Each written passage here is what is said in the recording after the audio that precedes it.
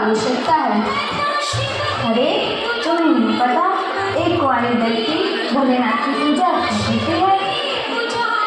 हाँ हाँ पता है, एक अच्छा जीवन साथी पाने के लिए। तो बताओ गौरी, तुम्हें कैसा पति चाहिए? जो सत्य हो, सुंदर हो, गुणों से भरपूर हो, सबका भला चाहता हो और जो हमारी गौरी को खुश रखे। ऐसे तो फिर भोलेनाथ ही होंगे। क्या गौरी भोलेनाथ को बनेगी? क्या परमेश्वर को अपना जीवन साथी बनाएगी? चलो चलो, हमें देर हो रही है। मेरी सहेलियां जो बोल रही है, क्या वह सत्य हो सकता है भोलेनाथ?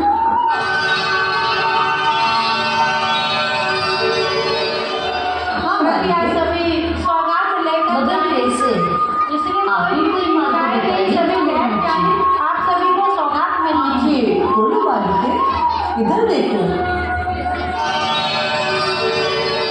आपको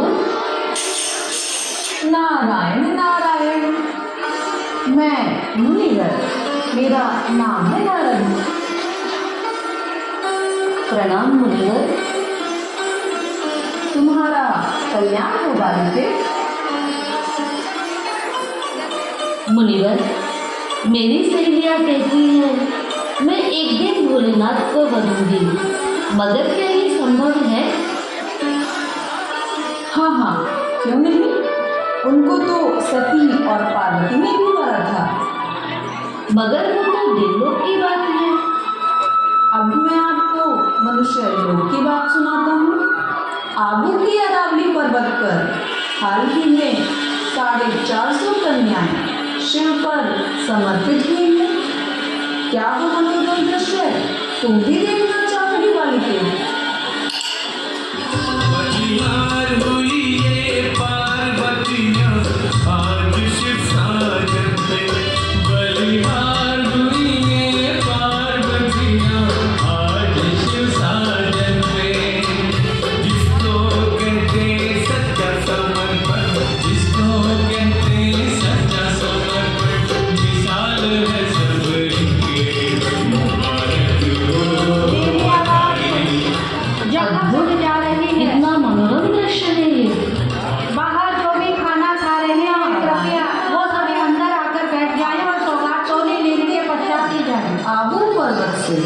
शिव का एक संदेश आपके लिए लाया है। भक्तों की भक्ति का फल देने परमात्मा शिव धरा पर अवतरित हो चुके हैं। उनके अवतरण की एक दिव्य कहानी मैं आपको सुनाता हूँ। वो स्वर्णिम दुनिया का रचनाकार आया है, वो ब्रह्मा तन का लेकर आधार, करने को जग का उद्धार, बनाया उसने माताओं कन्याओं को मददगार। क्या आप भी परमात्मा के इस कार्य में मददगार बनोगी बालिके? अवश्य, ये तो मेरा सौभाग्य होगा, पर उसके लिए मुझे क्या करना होगा? परमात्मा के प्रति संपूर्ण निश्चय, उनके कार्य के प्रति सच्ची लगन, पवित्रता का दृढ़ संकल्प, सेवा भाव और माता पिता की अनुमति। अच्छा, अब मैं चलता हूँ। नारायण नारायण।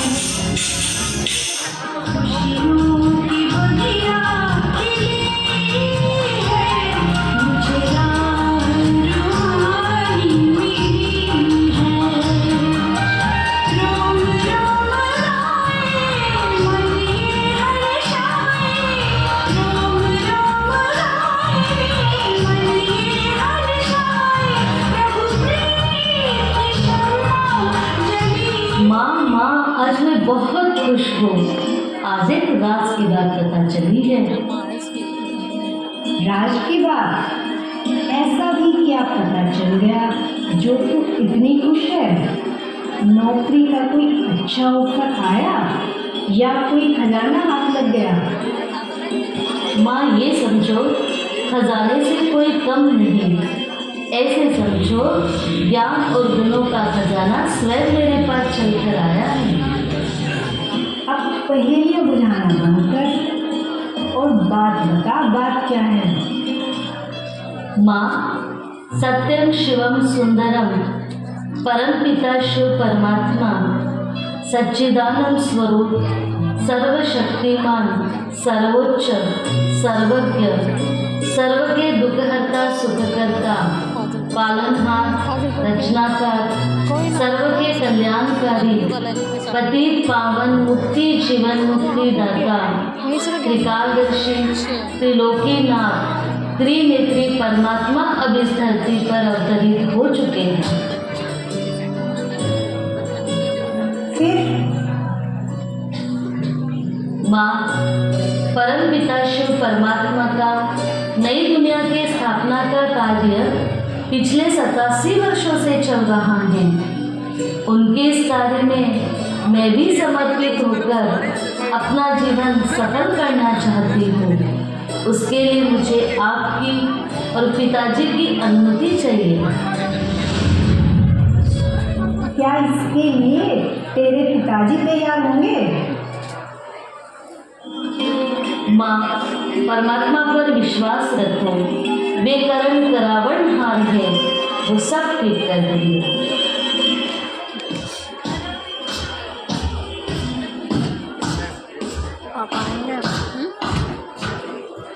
अरे सुनो, हमारी गौरी के लिए एक बहुत अच्छा रिश्ता आया है। इसी संडे वो घर आने के लिए कह रहे हैं। पता नहीं, गौरी आजकल बहुत बैठी बैठी बातें करने लगी है।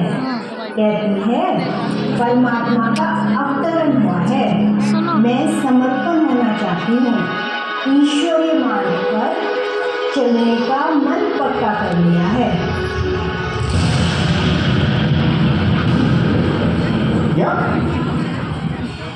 कितनी बार कहा है उसको पूजा पाठ सत्संग से दूर रखो, पर नहीं, अब मुझे ही कुछ करना होगा।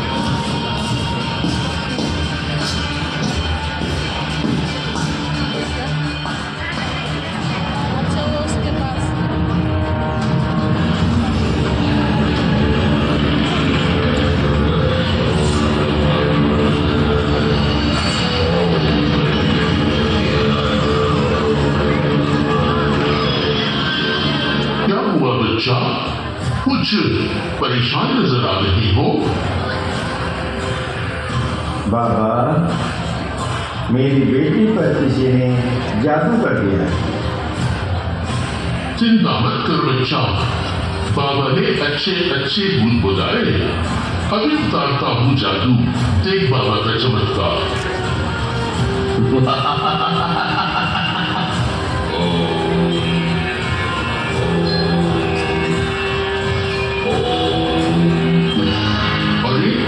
ये तो स्वयं भोलेनाथ का जादू है। अब तू भी उसके शरण में जा बच्चा।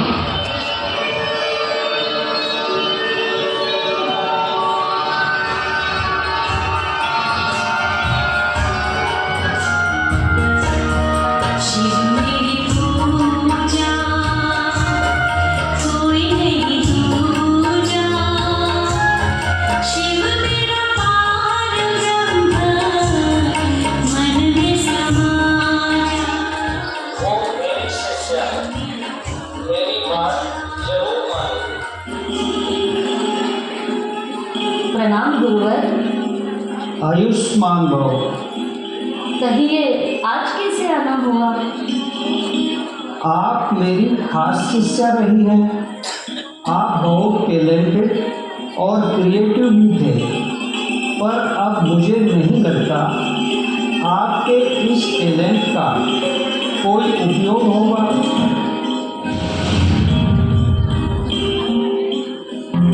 क्योंकि आप तो ईश्वरीय कार्य में समर्पण की बात कर रही हैं। कल आपके पिताजी से मेरी बात हुई थी। गुरुवर, नौकरी और शादी करके तो मेरी ये योग्यताएं केवल एक परिवार के काम आती हैं, परंतु अब मैं इन योग्यताओं का उपयोग विश्व कल्याण के लिए करना चाहती हूँ। पर ये कार्य तो आप शादी के बाद ही कर सकती हो, क्योंकि हमारे धर्म के अनुसार गृहस्थ धर्म सबसे बड़ा धर्म है। वैसे भी ज्ञान ध्यान तो बुढ़ापे का काम है ना। गुरुवर, आपके हाथ में ये 2 फूल हैं, एक खिला हुआ, दूसरा मुरझाया हुआ। ईश्वर चरणों में आप कौन सा फूल अर्पण करना चाहेंगे? निश्चित ही खिला हुआ फूल। फिर तो आप समझ ही गए होंगे कि ज्ञान ध्यान की कोई निश्चित उम्र नहीं होती। लोग ईश्वर को प्रसन्न करने के लिए शुद्ध जल, दूध, फल अर्पण करते हैं। उसी प्रकार मैं अपना तन मन समय संकल्प सहित समर्पण करना चाहती हूँ और इस कार्य के लिए स्वयं भगवान ने मुझे चुना है। गौरी, गर्व है मुझे कि आप मेरी शिष्या हो। आपने इतने श्रेष्ठ ईश्वरीय मार्ग का चयन किया। मेरा आशीर्वाद सदैव आपके साथ है। इसमें तो कोई बुराई नहीं।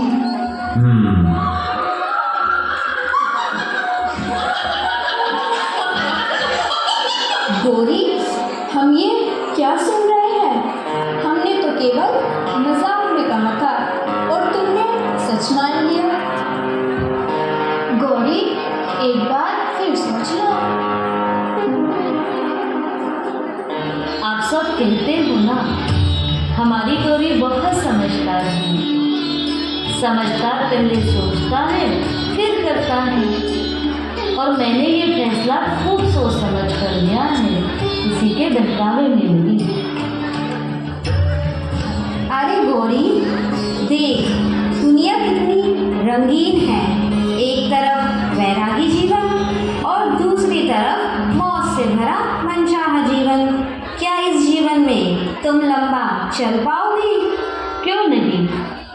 जब भगवान सर्वशक्तिमान साथ हो, भाग्य विधाता का सिर पर हाथ हो, निरंतर परमात्मा शक्तियों की प्राप्ति हो और उसकी चक्र छाया हो, तो क्या बड़ी बात है? देख लो गौरी, कल कहीं पछताना ना पड़े। पछताते वो हैं जो परमत और मन्नत पर चलते हैं, और ये तो परमात्मा की श्रीमत है।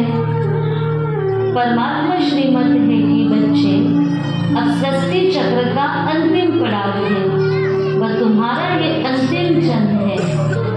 इसको विश्व कल्याण के कार्य में लगाकर स्वयं का जन्म जन्मांतर का कल्याण करो। खैर, हमारा काम था तुम्हें समझाना, अब आगे तुम्हारी मर्जी। अच्छा गौरी, अब हम चलते हैं।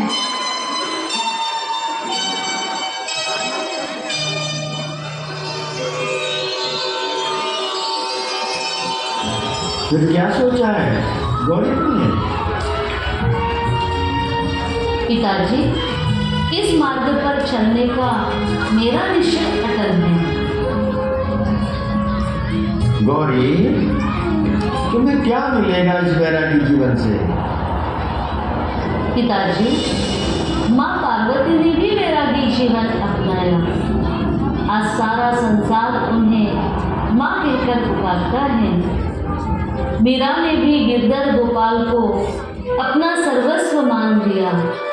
लोग आज भी उनकी पूजा भक्त शिरोमणि मीरा कहकर करते हैं। पर बेटा, ये सब बातें हैं ना, किताबों में ही अच्छी लगती हैं, वास्तविक जीवन में अच्छी नहीं लगती। पिताजी, ये किताबों की बात नहीं, ये निश्चय और समर्पण भाव की बात है। यही तो सिखाते हैं ना हमारे धर्म शास्त्र में। जितनी करो गौरी, अगर तुमने हमारी बात नहीं मानी तो तुम अपने संबंध और अधिकार जीवन भर के लिए खो दोगे। पिताजी, स्वयं परमात्मा शिव स्वर्ग का अधिकार दिला रहे हैं। ज्ञान, गुण, शक्तियाँ और ईश्वरीय अधिकार के समक्ष संसार की ये छोटी छोटी प्राप्तियाँ तुच्छ हैं। और रही बात संबंधों की, तो मेरे सर्व संबंध परमात्मा शिव के साथ हैं। और ये समाज और ये रिश्तेदार, इनका क्या?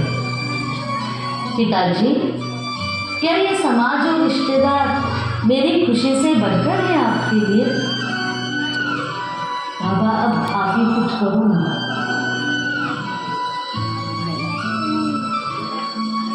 नहीं गौरी, मेरे लिए पहले तुम्हारी खुशी है। मेरी खुशी इसी में है कि आप इन दीदियों द्वारा मेरा हाथ परमात्मा के हाथ में सौंप दें और विश्व कल्याण के कार्य में समर्पण होने के लिए खुशी खुशी छुट्टी दें। ठीक है भाई, अब जैसे करो।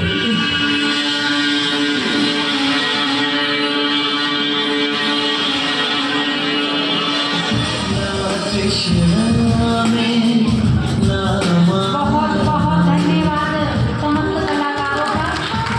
एक बात बता दूं, इस नाटक को लिखा भी स्वर्णा बहन ने है और जिस गौरी बहन की आवाज़ सुन रहे हैं रिकॉर्डिंग में, वो भी स्वर्णा बहन की आवाज़ है।